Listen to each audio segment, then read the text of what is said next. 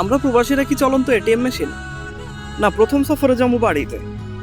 যে সারা বছরও কোনো ফোন দেয় নাই সেও ফোন দেওয়া শুরু করছে। বলে আমার জন্য একটা শেভিং মেশিন আনিস। মামাই কয় হেডফোন আনতে। মামতো ভাই কয় ট্যাব আনতে। মানে লিস্টের মধ্যে সামানের অভাব নাই। যাক, সব প্রতিকূলতা পার করে গেলাম বাড়িতে। বাড়িতে যাওয়ার পর দেখি দাওয়াত আর দাওয়াত। Oh wow! মানে দাওয়াতগুলো পাইতে ভালোই লাগতো। ভাবতে শুরু করলাম যে মানুষগুলো কতই না ভালোবাসে আমারে। উমা, এক বাড়িতে গেলে 5-7 হাজার টাকা গায়েব। ঘর থেকে বাইরে হয়ে চায়ের দোকানে গেলে মানুষের সাথে গল্প করতে করতে 400 টাকা 500 টাকা বিল চলে আসে। আপনি অটোতে উঠবেন, অটোতে 10 টাকার ভাড়া 50 টাকা দাবি করে চায়। বাজারে গিয়া সবাই যে বাজার করে 1000 টাকায়, ওই বাজার আমার করতে হয় 1500 টাকায়। এলাকায় আসলে ছোট ভাইরা ধরে, ব্যাট নাই, বল নাই, ফুটবল নাই, বউরে প্রতি সপ্তাহে নিয়ে যাও মার্কেটে। মানুষ সবশেষে মনে হয় আমি মনে একটা চলন্ত এটিএম মেশিন, যে মেশিনে খালি লারা দিবা আর টাকা পড়বো। এই প্রবাসে আইসা খালি টাকা কামাইলামই, এই টাকা আর হাতে রাখতে পারলাম না।